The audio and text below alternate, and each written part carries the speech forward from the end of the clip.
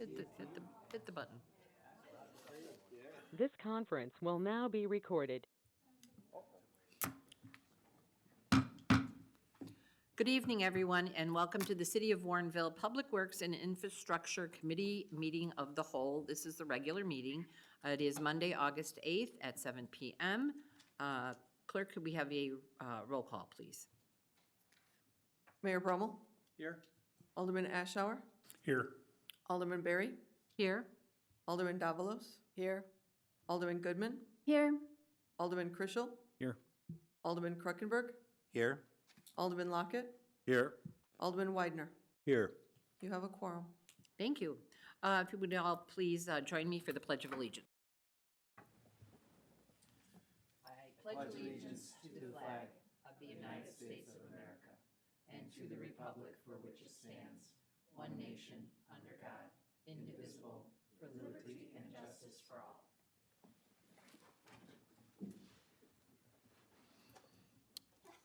Now on to citizens' comments. If we have anyone here who has any comments, please comment at this time. If not, if you have a particular item on the agenda that you would like to speak to, please let us know, and you can, when we get to that item. Seeing no one, we'll go on. Officials and staff comments. Mayor? Thank you, Madam Chairman. Two things. One, thanks to the police department and everyone who helped coordinate and work for the National Night Out, another huge success. It was a beautiful evening, well-attended, lots of fun. Just seeing all those little kids having so much fun in relating to the community and all the vendors that were there. It was a very, very nice community event. So thanks to everyone that made that possible and made it successful. And then, of course, we had summer days this weekend. We lucked out for the weather, had 150 cars here for the car show, which was the max they allowed because they didn't have any room for any more.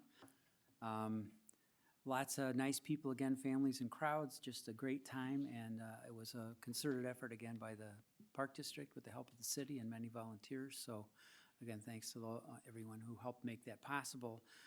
These events give our community character and make people feel like they're at home. So very important stuff. So thanks to everybody who helped out.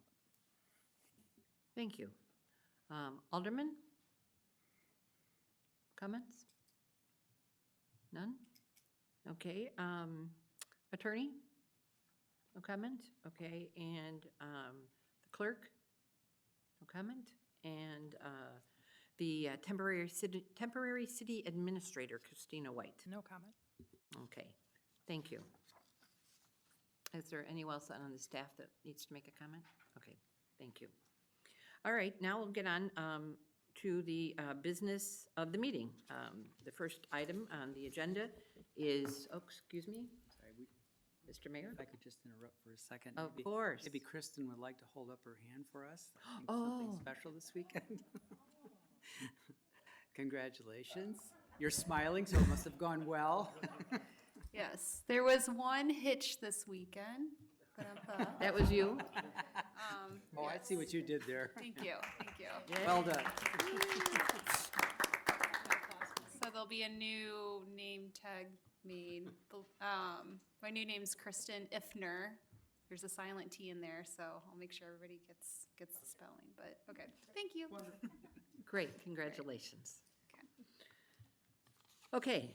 Okay, item number 1, consideration of the CMRP work group recommendations on bridge and new infrastructure projects. This would be Public Works Director Phil Kukler. Thank you and good evening. Alderman Krischel and Alderman Widener have been designated to work with staff on CMRP issues and updates. The group met in June to discuss two types of expenses that are currently causing some uneven spending out of the general fund from year to year. The first type is for bridge maintenance and replacement projects, and the reason that's paid for out of the general fund is because those bridges are not included in the CMRP. And the second type was for new infrastructure projects, which over the time I've been here have been primarily new path projects. We've had a couple of exceptions, but primarily they're new path projects. The CMRP does have two recommendations for the City Council. One is to incorporate the two bridges into the CMRP and with the next annual update, and One key assumption that we made in making that recommendation is that the engineering and construction and bridge replacement projects has been historically, and that it'll continue to be funded 80% by federal funds and 20% by city funds. And then using that assumption, the total expenses for design and construction of the city's two bridges, design and construction and replacement of the city's two bridges would be $880,000, which when you spread that over 50 years works out to be $35,000 per year on an average. So that would add about 1.2% to the CMRP's average annual expenses.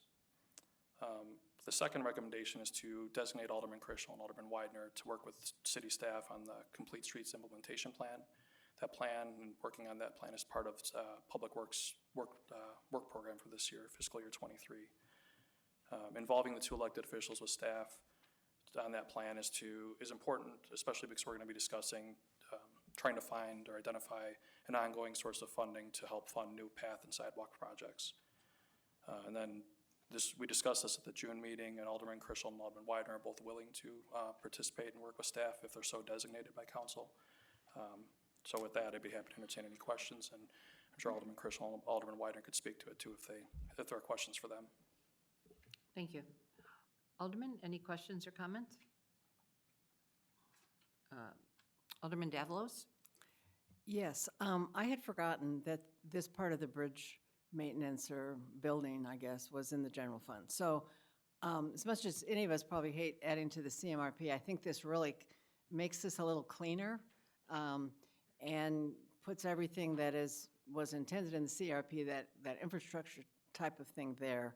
So I think it's a great idea. My question is just a theoretical one. So, so we have all the money for the bridge, whatever we're doing, maintenance, building, repairing.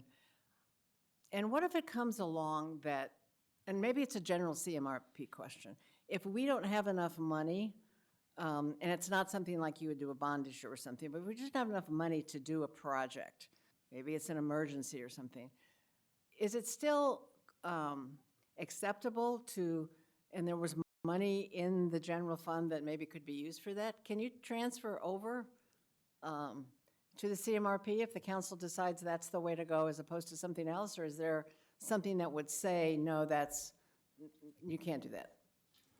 I think that the only fund where you'd be restricted from doing that would be the enterprise fund with the sewer and water. That's supposed to be self-funded by sewer Right. and water user fees. But the council could elect to supplement CMRP spending with the general fund should it choose to do so. Sort of a backup, okay. Yes, and I'm Yeah. hopeful that wouldn't happen. Obviously, in an emergency, you Right. can't always predict those, but we're part of the purpose of having the CMRP and the EMRP work groups meet annually and update the plans annually is to try to make sure that the funding stream is in good shape. So we can Okay, absorb thanks. it. Yep. Alderman Goodman?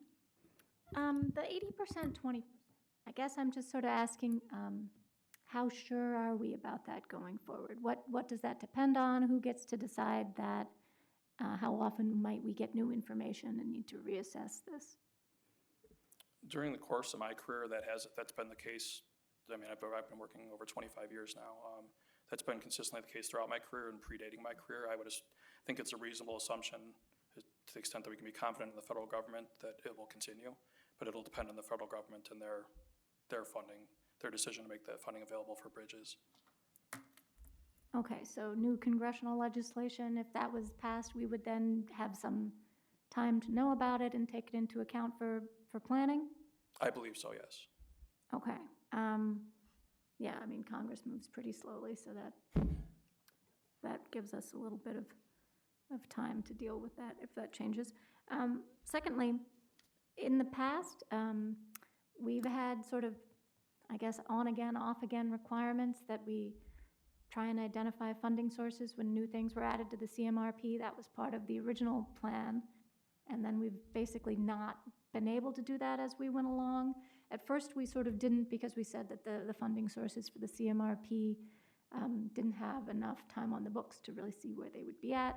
And then as we got further along, you know, we weren't able to identify one new funding source for any new particular piece of sidewalk that we were adding to the CMRP, for example. Do we think that this is an appropriate time? Is this something that the work group discussed to try and identify a new funding source because we're adding something big like the bridges?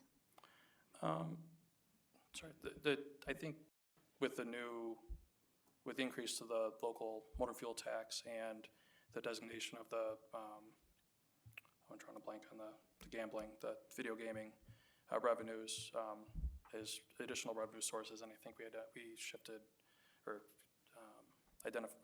set aside more money from the hotel tax fund. I think we need to see how that's doing first and in the interim, see how we are as far as closing that gap. I know there's also, if there's ever a marijuana dispensary, that was another source of funding that, if when that happened, would be directed to the CMRP as well. So we'll keep an eye on it every year and evaluate how it's going, but that's, I think in, maybe a few years after we see how these other revenue sources are doing, that maybe that we need to identify another funding source. Okay, because every time we do add something to the CMRP, it looks like a small percentage of the total, and it's sort of easy to say, well, 0.7%, okay, for this one, and 1.2% again doesn't seem like a huge number right now. But we already have sort of deficit situation in the CMRP where we feel like the funding shortfall does need some work. As a long-range financial planning work group, we've talked about this extensively. I guess I would suggest going forward that the CMRP work group, maybe and the long-range financial planning work group, work together to address this in particular, since we are making a pretty sizable change, 1%, but still. Okay. Thank you. Thank you. Mayor Brumel? I just want to thank Alderman Widener and Christel for taking on this extra responsibility. It's very much appreciated. It has been my experience that these work groups, this extra work that aldermen have voluntarily taken on has been a very successful way to get things done. And all of the recommendations that have come to the council that I recall have all been received warmly and respectfully. So I really appreciate the fact that you did this, and your recommendation today makes perfect sense to me. So thank you for getting that done, and thanks to the staff for working with us. And we will see how it goes going forward. But we're always very cautious about spending more money and not having the money to replace and take care of what we do. So good work, I say. Okay, if no other comments, I would need a motion and a second. I would like to recommend the city council direct staff to incorporate the city's 2 bridges into the CMRP as part of the next annual update, and 2, designate Alderman Christel and Widener to work with staff on the Complete Streets implementation plan. Second. That would be a motion by Alderman Davalos and a second by Alderman Lockett. All those in favor? Aye. Opposed? Okay, motion passes. Number 2, consideration of computer replacement project. Okay, this would be the temporary city administrator, Christina White. Thank you. Included in this year's budget was a discussion and decision package regarding the replacement of computers and laptops, with a larger number of computers and laptops because we had to delay last year's schedule for fiscal year '22, and that didn't occur. We budgeted just shy of $50,000 this year, but unfortunately, due to shortages of computer parts and accessories and the high inflation, the cost of each device is a little bit more than expected and what was budgeted when we looked at the numbers in the fall of 2021. So the request this evening is to move forward with the project with an additional cost of about just over $10,000. That assumes that we will replace all the computers, and as I mentioned during the budget process, we will review and make sure that the computer actually needs to be replaced. If it's still in working condition and does not need to be replaced, then it will not be replaced. There should be sufficient funds in the budget to cover the remaining costs. Any questions? I'm happy to answer. Alderman, questions or comments? Seeing none. Alderman Goodman? This is definitely a necessary item. It's unfortunate it's running over cost, but I would like to make a motion to recommend the City Council approve the computer and laptop replacement project at an approximate cost of $60,000 for fiscal year 2023. Thank you. We have a motion by Alderman Goodman and a second by Alderman Kruckenberg. All those in favor? Aye. Opposed? Okay, motion passes. Number 3, consideration of list of IT-related items for destruction. Again, temporary city administrator Christina White. Thank you. Periodically, we have the need to dispose of equipment and items that are no longer in use, either because they've been replaced or upgraded, or they've exceeded their useful life. In this case, we have attached a list of items that are technology, computer-related, screens, monitors, printers, et cetera, that are ready to be disposed of. We have been for several years utilizing a company called eScrap Technologies that will pick up and recycle the old electronic devices at no charge to the city. So we are requesting that these items be approved for disposal. And I just wanted to note that we still have our IT people looking through the inventory of items, and there might be some more that get added to this list before next week's city council meeting. That's all.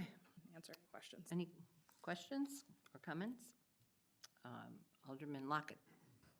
Have we ever looked into auctioning these? I know we had talked about some of this stuff might have sensitive material or whatnot on it, but it says that it was reviewed and cleaned by the city's IT. I know that the city does use an auction service to sell off excess vehicles that we're replacing. Just wasn't sure if we ever looked into any of that in regards to this technology. I've seen it before, and sometimes it's quite surprising what people will pay and how much gold they think is in every laptop, but just a thought. Because of the sensitive nature of the items that tend to be stored on our computers, we actually destroy the hard drive, and that makes it less valuable. Okay. Because then they'd have to replace that piece of equipment to make it worth anything. The other items tend to be accessories that are of little to no value, and so at some point, I think the determination was made that we would prefer to recycle them and have them reused in that way versus trying to sell them for whatever little money we might get. Okay.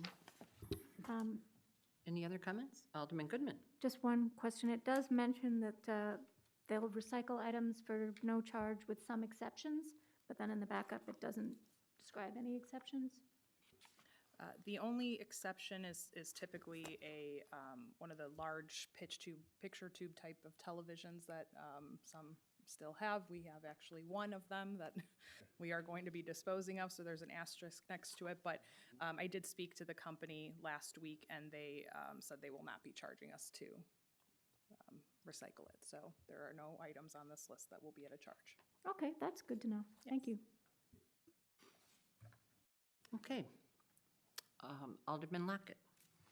I'd like to make a motion, the city council approve an ordinance approving the disposal of surplus personal property owned by the city of Warrenville. Second? We have a motion by Alderman Lockett and a second by Alderman Goodman. All those in favor? Aye. Opposed? Okay, motion passes. Thank you. On to number 4, update on Regi Road and Barkley Roadway easement dedication. Director Kugler. Thank you. Staff has been actively following up with the Ricky Road and Barclay Avenue property owners to try to obtain signed easement agreements that would make those private roads, public roads that would be owned and maintained by the city. To date, we've received 4 signed agreements. We have a commitment from a 5th property owner that he'll sign his agreement. Then there are 5 properties that are owned by 3 property owners that we have not received a signed agreement, and nor have we received any commitment from them to sign those agreements. We're going to continue to try to work with the residents. I mean, our goal still is to try to make these public roads. We believe strongly that it's the right thing for the city to have these be public roads. But with winter only a few short months away, I think it's be important to let the residents know that that the city is not going to maintain those roads, including snow removal, until we have easement agreements signed by them. The request in the agenda tonight is to have council direct staff to issue a letter to the residents, the property owners, to let them know that that's the case. We won't be maintaining the roads this winter until we receive signed easement agreements. So, we'll send that out. I think sending it out in August gives them plenty of time to arrange for private snow removal should they choose not to execute those agreements. But there's time for them still to execute those agreements. And at that time, if we have all the agreements on one or both roads, then we would perform maintenance on the one or both roads. And we would bring the agreements forward to council for approval. But I want to be clear with the residents that that's the case. We're not just cutting off. We're still trying to move forward and trying to work with them. I plan to work with our communications coordinator to help draft the language to make sure it's understandable by them and that it doesn't come off as being too harsh or threatening in any way. I want to be clear, though, that we're not going to, that as long as council's supportive of this, the public works would not be plowing snow this winter without those being dedicated public roads. So if I'd be happy to entertain any questions at this point. Alderman Goodman? My question has to do with whether the two roads are separable in this, if we had all the easements on one road and all the easements on the other road, or if all the ones that weren't signed were on one or the other. Would we do one or the other? I would, if one road, currently we don't have signed easements for either road, the total signed easements for either road. One property owner owns 3 properties that, I think 2 are on Barclay and 1 is on Riggy, and then there's 1 additional property owner in each road that hasn't signed yet. So if Riggy, for instance, we did get all signed agreements back from them, then yes, we could take care of that road without taking care of the other one. That is not currently the case, though. Okay, so will the letter make that clear to people? I mean, Yes. in case, because part of the point of this letter, right, is to try and get neighbors to talk to one another and get this finished. So I guess just telling them what it is that they need to do would be helpful, I think. Okay. Yeah, okay, thank you. Any other questions, comments? Seeing none, we have a motion, please. Oh, I'm sorry, Alderman Goodman. Yep, I would make a motion to recommend that the city council direct staff to send a letter to the Riggy and Barclay property owners, notifying them that the city will not perform any maintenance, including snow removal, until easement agreements are executed by all property owners. Second. We have a motion by Alderman Goodman and a second by Alderman, is it Kruckenberg? Mm-hmm. Yeah, okay. All those in favor? Aye. Opposed? Okay, motion passes. On to number 5, consideration of city code changes related to revocable right-of-way permit and covenant agreements. Kristen Youngmeyer, management analyst, Kristen Youngmeyer, Right. or whatever her new name is again. Yeah. I haven't done the paperwork yet because you know how fun that is, but It's okay, will always be Kristen Youngmeyer to me. yeah. Yep. So at the moment, if residents, property owners want to do work in the right-of-way, such as put in a deck, an ornate mailbox, irrigation system, they apply for either a revocable row or right-of-way covenant agreement or a landscaping covenant agreement. So just as an effort to improve efficiency and simplify the approval process, rather than having these two, we're looking to amend section 7.2-2 of the city code so that all permissible right-of-way encroachments, with the exception of outdoor seating areas, are governed by an updated version of the revocable row right-of-way covenant agreement. That's a little bit of a mouthful. So in your backup materials, you can see the proposed amendments to the code as well as the changes to the agreement. This was discovered just with some staff retiring and new staff coming in, and just getting clarification, reviewing these two agreements. The language is essentially similar. So again, this is just to kind of simplify, eliminate confusions. So with that, I'd be happy to take any questions. Okay, comments, questions? Alderman Goodman. Just for clarification for anybody who might be interested at home, my reading of this is that the fees are going to be exactly the same. They're not changing at all. There's a little bit of difference in the paperwork, but the process coming into the city, filling out the form, paying the fee is exactly the same. The fee amount is exactly the same. Yep. So there's not going to be any material difference. Correct, yep. We'll still require work plans, reviewing those. It's essentially the same process. It's just, again, there's confusion on which form to do, and being that they were the same, just simplifying that and kind of merging the forms, so. Yeah. Yep, Okay, so streamlining paperwork, streamline. everybody's in favor? Yep. So I would like to make a motion to recommend the city council approve city code changes related to the revocable right-of-way permit and covenant agreements. Second. We have a motion by Alderman Goodman and a second by Alderman Lockett. All those in favor? Aye. Opposed? Okay, motion passes. Number 6, consideration to amend the vacation policy. Temporary City Administrator Christina White. Thank you.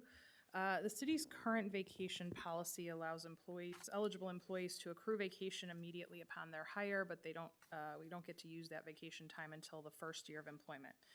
This has been something we've been reviewing for almost a year now, looking at what comparable communities are doing, and especially in light of challenges with recruiting and retaining employees as of late that has been happening all across the country in different sectors. We feel that it's the right time to request an amendment to this policy that would allow for some vacation time in the first year. It's something generally with professional level employees, especially those coming from current employers where they already have vacation time on the books that's being negotiated, but it's not necessarily being negotiated consistently. So staff reviewed it and looked at what we thought made sense to offer, and we think that starting with 5 days in that first year, which would not be available until 90 days of employment, it would not be carried over, and would not affect current employees who've already hit their 1-year anniversary. It would not change vacation schedules or accruals for all the other employees that are currently with the city. This would just be for first-year new hired employees, and some of the current employees that started within the last 6 months that did not otherwise negotiate time. So I am happy to answer any questions. There's additional information in the summary about what we're proposing. Okay, any comments? Alderman Goodman. Yeah, that seems fair to me, especially when you consider that we're hiring people and trying to hire people who are very accomplished and probably have quite a bit of vacation in their other jobs. It's a lot to ask them to come and not have any vacation. So I'd like to make a motion to recommend the city council approve the changes to the vacation policy to incorporate 5 days of vacation after 90 days for use in the first year of employment for non-represented employees, and direct staff to apply 5 days of vacation to current employees who meet the criteria set forth. Second. We have a motion by Alderman Goodman and a second by Alderman Lockett. All those in favor? Aye. Opposed?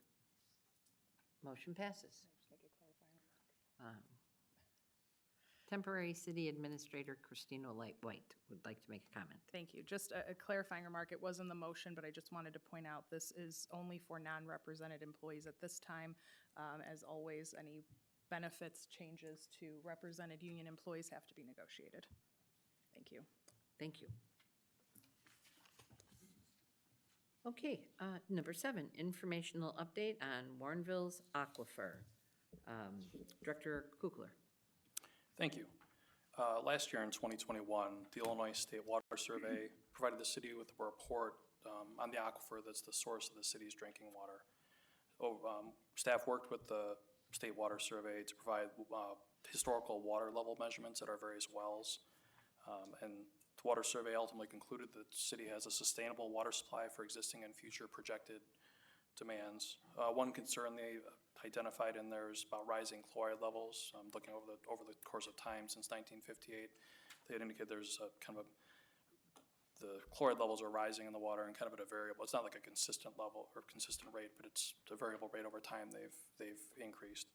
So it's something that staff's going to continue to monitor along with water levels in the wells. I anticipate we'll work with the State Water Survey again in a few years to update this report and just confirm that we still have a sustainable water supply.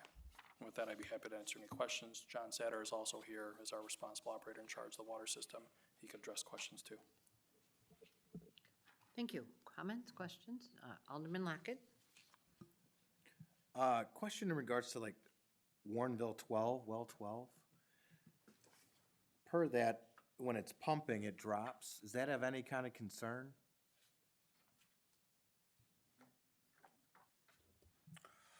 From the data that we've looked at, no. Okay. And it looks like it's rising too, as the Correct. years go on. Do we Yeah. know why? Is it because? You know, some of the, I'm not sure all the data was exact that we looked at.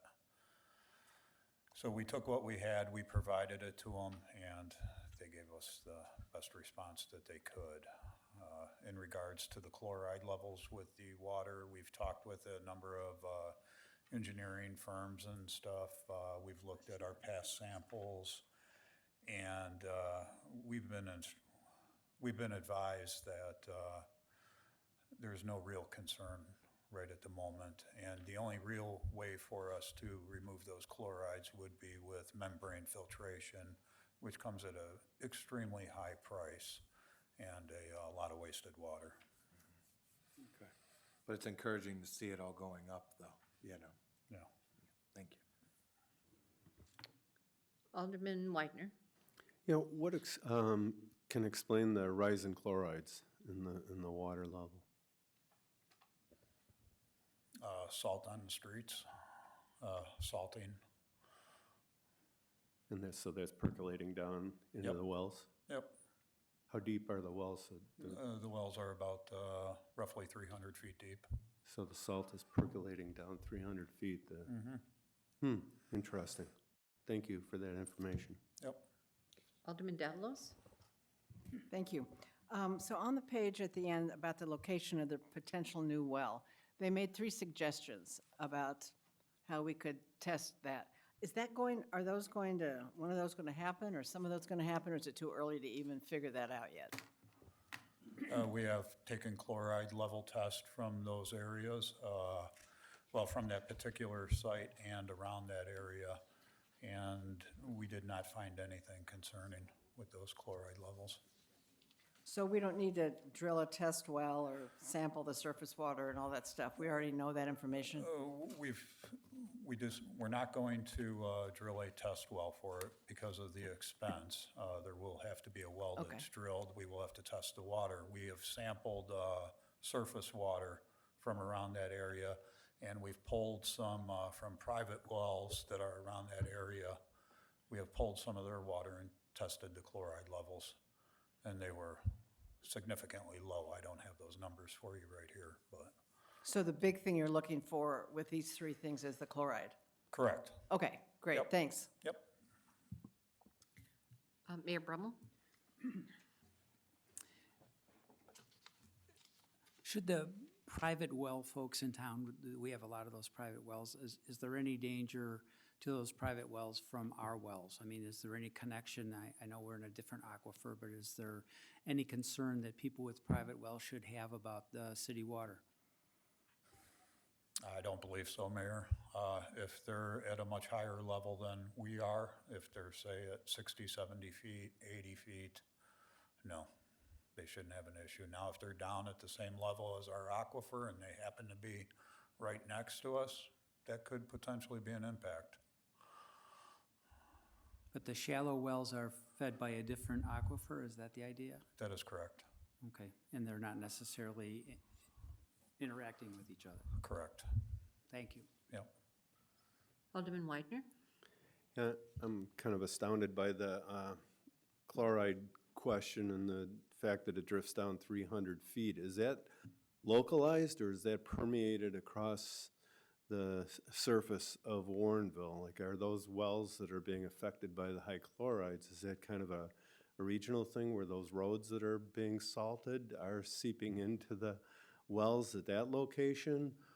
Or is it the wells that are like 300 yards or 300 feet from the roads, are they having the same rise in chlorides as the wells that are closer to the roads? Most of our wells are within close to the same distance to the road, with the exception of one, and that would be our well number 11. The road does play an impact. I think well number 12 had higher, I don't have the report in front of me, so sorry. I believe well number 12 had some of the highest chloride levels, and the road right there is extremely close to where the wellhead is located. It's a whole combination of things with the salt that gets thrown out, goes into the storm, and makes its way to the rivers and so on, and So it would be more localized or geographic, in your opinion? well, in my opinion, yeah, I think it would be more potentially localized to, if I'm out in the middle of a cornfield somewhere, I probably don't have this situation. If I don't have roads and people salting around me, and that's where my wellhead is. But if I'm in a community such as Warrenville, West Chicago, any of these other communities where, you know, there's a high priority on keeping the roads safe and we're salting, there's going to be an impact with the chloride levels. And then from there, it would follow the water courses, correct? The streams? Absolutely, And that's sure. where you're going to have some intensity in the collection of salts? Absolutely. Okay, interesting, thank you. Alderman Goodman. Just to follow up on that a little more, do you think that we need to consider our salting patterns at all? Well, Jamie could speak to that, but we do. And we salt significantly less, I believe, today than several years ago. Yes, no? On most, We salt at lower rates than we did when I got hired. To try and quantify exactly how much less we're using is very difficult. All the storms are different. The temperature of the storms, time of day of the storms. You can go through an exact same storm that comes through and we can get cleaned up in sunlight and use hardly any salt. Same type of storm during the night when it's cold out is completely different. So we do salt at a lower rate than we did when I got hired. How much we've reduced, I couldn't tell you for sure. And there are other entities that also salt in Warrenville as well? I can say we salt at a lower rate than anybody in town. Yeah, County, state, private parking lots. You'll find a lot more salt laying around in those locations than on Warrenville city streets. yeah, that's what I would guess just from observation. There's a lot more pavement. You look at Cantera on a map and the amount of road compared to the amount of parking lot, and you go up there after a storm and see the amount of salt that is laying everywhere. We feel pretty good about what we've done. Since we don't have control over all the salt in town, is it gonna be a big enough long-term issue that we should talk to anybody else who's salting near our wells? Do we have an expectation about, I mean, we know where the wells are, we know who salts near that. I mean, is it worth having a couple of conversations with them? I believe we talked about this, and we were going to reach out to Amazon and also the city of Aurora and speak with them because the new well 13 would be over in that area. Yeah, that sounds like a good idea to me. I mean, these problems, you know, they're long-term problems, and we want to try and make the best long-term decisions that we can and influence other people who might listen to us. Okay, that sounds good. Thank you so much for doing that. Alderman Lockett. Just to follow up on that, in regards to contractors and snow removal, they get paid by the ton, and that's what they bill out. So typically what you start to see is they're very, they don't use a lot at the beginning of the year because they don't want to run out, but then at the end of the year, it is like, it's insane, right? And so they just dump it all, then they bill it all, and when you're dealing with somebody like Amazon, they're not out there checking, they're not looking, they're just taking the guy's word for it, so to speak. So it is kind of an uphill battle, you know, to do it. I think it's worth a conversation, but there's no way we can police them either. You know, we just ask them for good faith and to do the best that they can, and hopefully somebody can watch them. Any other comments or questions? Okay, that is a information only, so there will be no vote on that. Okay, thank you. And number 8 is the review and file the Public Works Department FY 2023 Work Program and Decision Status Report. Does anyone have any questions? Seeing none, That was also a information only item. So that takes care of our business of the meeting. We have nothing under miscellaneous, but we have added a closed session, just so everyone knows that when we do the closed session, we will not be coming back. So this would be then the end. So can someone read the citation? Alderman Goodman? I'd like to make a motion that we go into closed session for the purpose of 5 ILCS 120/2, parens C, parens 1, the appointment, employment, compensation, discipline, performance, or dismissal of specific employees of the public body, including hearing testimony on a complaint lodged against an employee to determine its validity. Go ahead. Second. Okay, we have motion by Alderman Goodman and a second by Alderman Krishel. Do we need a roll call on that? Okay, roll call, please. Clerk.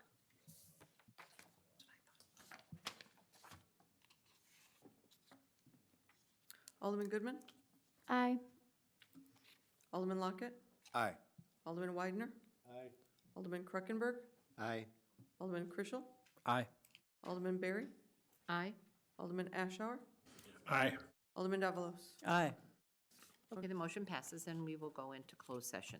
So thank you, everyone. Did you mention we're not going to conduct Yes. any? Okay. Yeah, no. This business will be conference is no longer being